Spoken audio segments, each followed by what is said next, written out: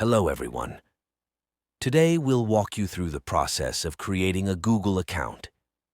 Having a Google account opens up a world of possibilities, from accessing Gmail to using Google Drive and YouTube. Let's start. Open your email app and click on Add Another Account option, then click on Google. After this, you see a Create New Account option. Now, you'll need to choose the type of account you want. For most users, selecting For Myself is the right choice. If you're creating an account for a business or organization, choose To Manage My Business. After choice, enter your full name and click on Next button.